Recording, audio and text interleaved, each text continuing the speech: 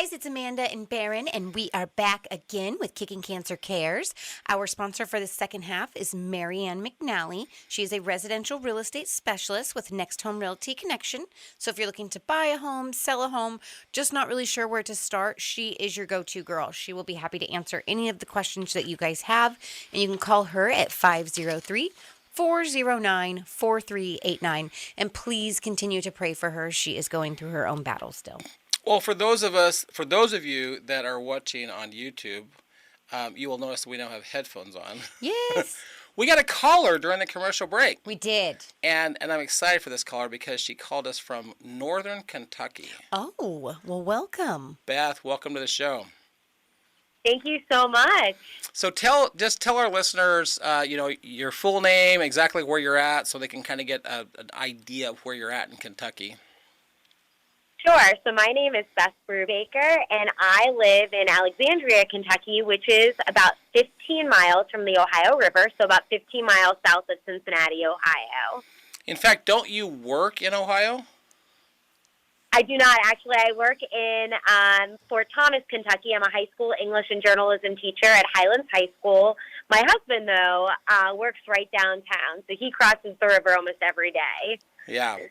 So if anyone's looking at a map, you're at the very north part of Kentucky where if they can find Cincinnati on the map, you're right across the river from Cincinnati. Right across the river. It takes me about 20 minutes to get to Cincinnati. Well, I'm so glad you called. You actually, you and I have been talking through email, and so I'm glad we were able to get you on this show because you have a very intriguing story when it comes to breast cancer. Yes. I'm going to throw a statistic out that many people don't realize. Currently, 1 in 8 women will get a diagnosis of breast cancer. Yes. And you did get that diagnosis a little over 5 years ago, correct? Yes, on September 26, 2018, our lives changed forever when I found out I was one of the 1 in 8 women diagnosed with breast cancer, and I was diagnosed at 31 years old. Except 4 days later, you got even a bigger statistic, didn't you? I did. I became 1 in 3,000. I became the 1 in 3,000 women who are diagnosed with breast cancer while they are pregnant. Oh, wow. Were you and your husband trying to have kids? We were. So our pregnancy journey really started several months before in April of 2018. We got married in March of 2017, and we checked everything off the list. We bought a bigger house. We both were very stable in our jobs, and so we wanted to start our family. And so I found out in April of 2018 that I was actually pregnant then and unfortunately suffered a miscarriage. So we had just in August of 2018 gotten the green light to go ahead and start trying again. And so we were in the midst of trying to start our family when all of this started. But when you got the diagnosis, when you were 1 in 8, did you know you were pregnant at that moment? I knew there was a possibility, but I did not, it was not definitive. And so what happened was I needed to take a pregnancy test to be able to get a breast MRI because they will not do an MRI while you are pregnant. And so my breast surgeon said, we need you to do this pregnancy test. She said, call the office on Monday and let us know what the results are. So that Sunday, 4 days after my initial diagnosis, I took a pregnancy test, and I was pregnant and came down and told my husband, I remember the words I said to him. I said, I told you that it would happen this month because we had no concept of how these two things could go hand in hand with one another. Yeah. Again, I'm the one guy in this room, including the one on the phone. So I honestly cannot even remotely relate to what you're talking about. Amanda, on the other hand, you might be able to relate a little bit to what she's talking about. Yeah, that's terrifying. What were your thoughts, I guess? How do you move forward with both treatment and pregnancy? So, it was, first of all, we had initial fear even prior to the breast cancer diagnosis because we had suffered a loss. And so when you suffer a loss, you automatically are very, very nervous, starting to try again. You're afraid that could happen again. But then we have this breast cancer diagnosis, and then we find out we're pregnant. So you're feeling the lowest emotion on the planet of, I'm not going to be here 5 years from now, to seeing, well, now I'm pregnant, and we could have a baby, and I may not be here to see my baby. And so it was the two extremes that you could feel emotionally happened. Oh, yeah. But it's indescribable. I couldn't imagine. We've had several guests on that are breast cancer survivors. We had one that co-founded a group here called Breast Friends, and she did an amazing job of describing the 3 markers they're looking for when it comes to breast cancer. What was your diagnosis, Beth? So my initial diagnosis was stage 0 ductal carcinoma in situ, which is basically they found there was breast cancer within the breast ducts, but it had not spread yet. So my initial course of treatment was going to be a lumpectomy. I had surgery, a lumpectomy at 9.5 weeks pregnant. But what initially had sent me to the doctor to be checked out was that I had this sore on my breast that was not healing properly. So the breast surgeon said, good medicine. She said, I don't think it's anything, but I'm going to go ahead and biopsy that when I do your lumpectomy. And so we go into the surgery thinking, okay, lumpectomy, and then the baby's going to be born, and then I'm going to have radiation, and everything's going to be fine. But upon biopsying that, they found out I actually had HER2-positive breast cancer that was invasive, that had invaded the skin. They call it Paget's disease. And so HER2-positive breast cancer automatically means that you are going to have chemotherapy. That's how they treat that. And so unfortunately mine, being pregnant, hormonally, you're always concerned because your hormones are obviously out of whack, and there's a lot of them because you are pregnant. Yeah. My type of cancer, I was hormone negative, HER2 positive. And so we went from thinking that it was a lumpectomy to then having radiation after the baby was born to I needed a mastectomy. They wanted to do a mastectomy, and I was going to start chemotherapy in my second trimester. Whoa. Wow. And I just want to clarify something for the listeners. We've been doing this show for a little over 2 years, so some of our listeners may know what a lumpectomy is, but if they don't, can you describe what a lumpectomy is, Beth? Absolutely. So they also call it breast-preserving surgery, and so their goal is to preserve the breast and to just take out the part of the breast that has cancer in it. And so you have a scar, but you still do have your breast is still intact. And the other extreme would be a mastectomy, which is where they cut the entire breast tissue off. Yes, and that's what I ended up having because they could not start chemotherapy for HER2-positive breast cancer till the second trimester. They ended up doing a mastectomy at 14 and a half weeks pregnant. You made a comment in the article that you sent to me, Beth, and I think this is very intriguing. You said, in a matter of months, as I lost parts of my body, that made my womanhood, my belly grew, and my fear grew too. Yes. It was, yes. I mean, there's no way to prepare for that.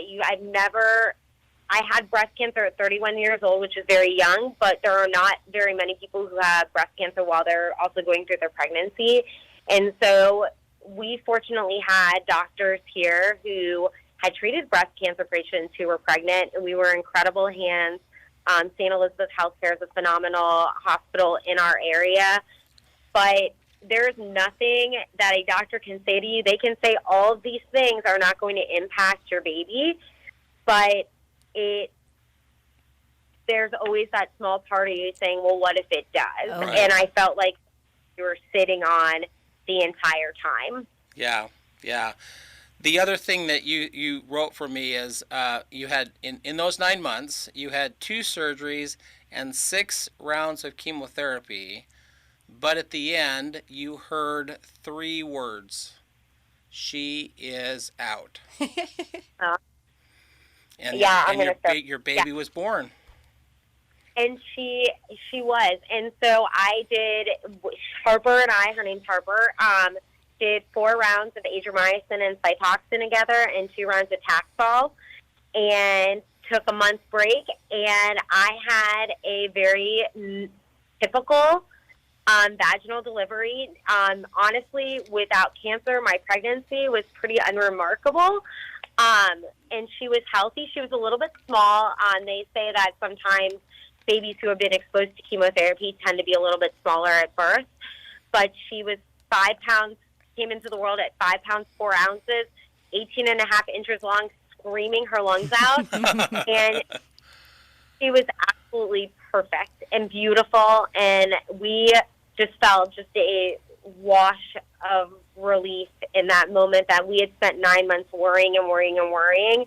And she was absolutely perfect. There's another sentence in here that I think some of the women listening might relate to a little bit. You said, however, no one prepared me for the aftermath of postpartum and restarting the chemotherapy with a newborn. Sitting in that infusion chair, I cried week after week. I was bald, sick, and miserable. I was really fortunate during my pregnancy. I had very few side effects of the adriamycin and Cytoxin. Typically, you have nausea, obviously the hair loss, but otherwise it did okay. And my oncologist said pregnant women tend to be okay. Their bodies tend to respond because they're pretty amazingly because they're protecting the baby. But restarting chemotherapy after Harper was born was terrible. I was leaving my husband with our newborn. I restarted chemotherapy 10 days after she was born. I had to start 2 new drugs, which is Herceptin and Perjeta, which is specific to HER2-positive breast cancer. And they are incredible drugs that really are able to they're curative to HER2-positive breast cancer.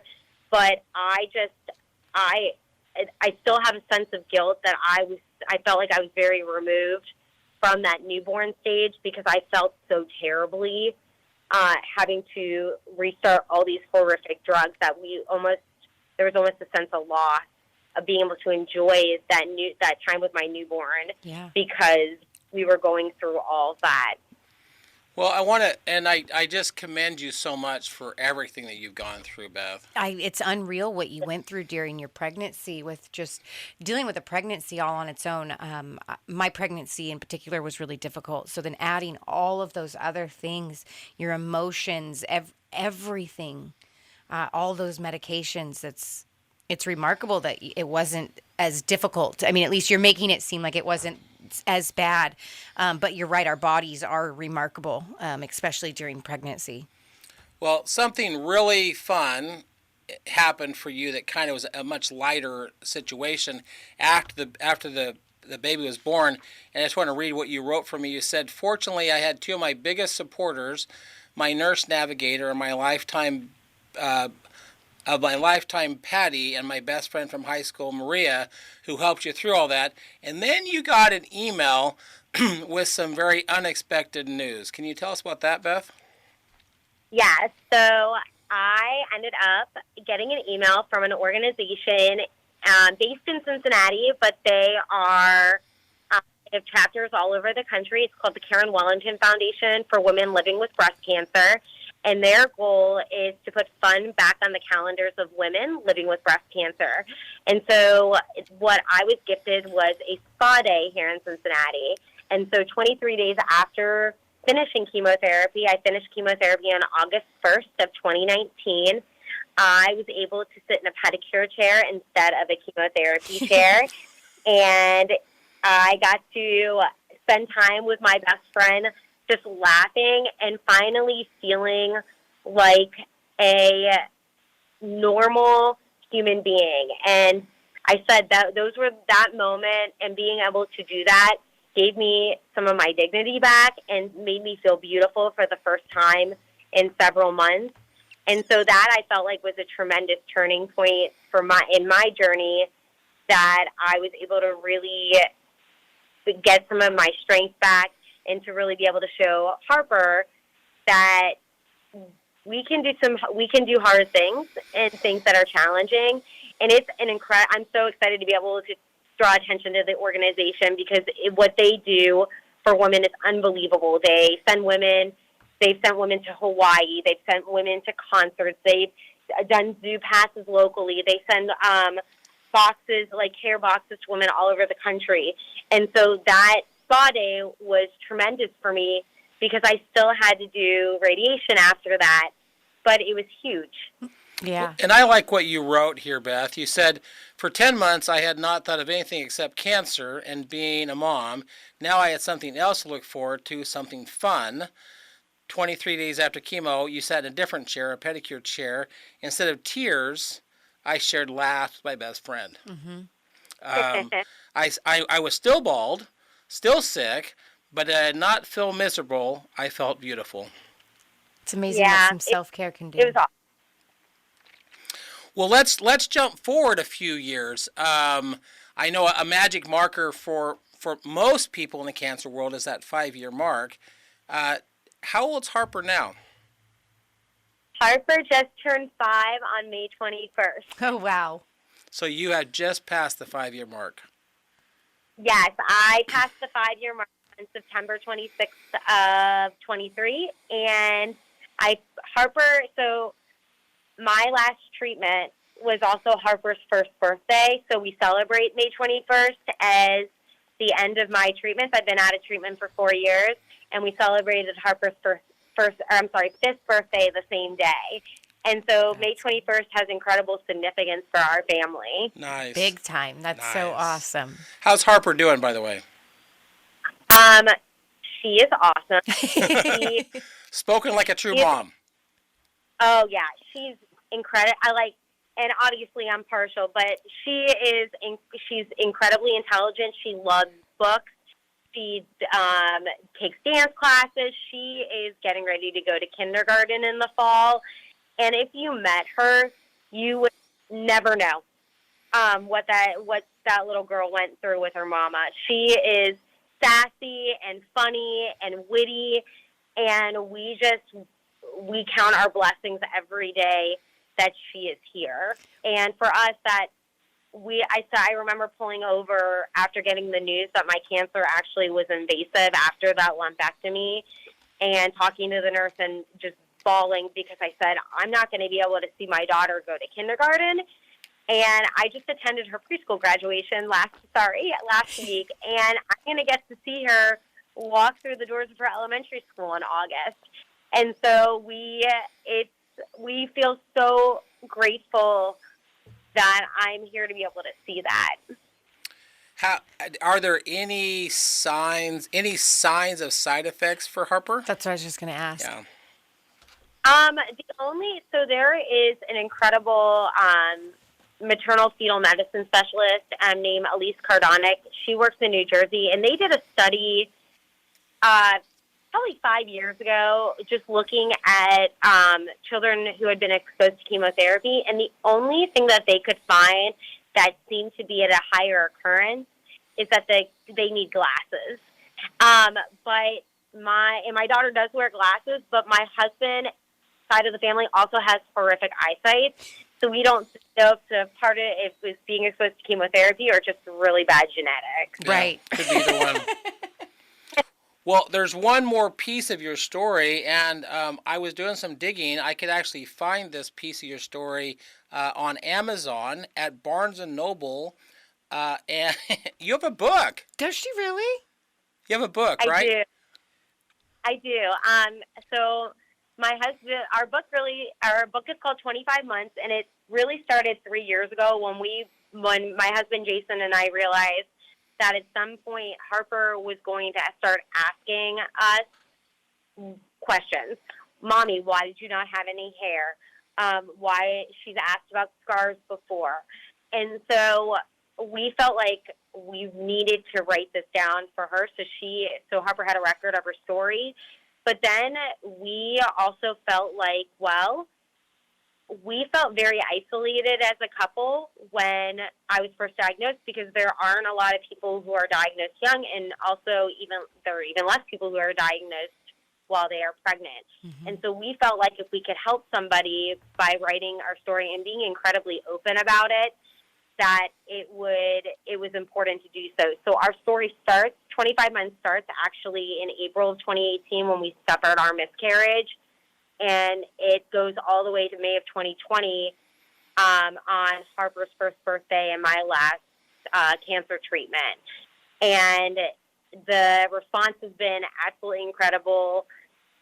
People that we don't even know are reading the book right now, and so we feel really passionately about the fact that we were able to do this. And 10% of the profits for 25 months goes to the Harper J. Brubaker Living Fund through the Karen Wellington Foundation, which is a fund that my husband and I started together in Harper's name, to be able to help women living with breast cancer who have children under the age of 5.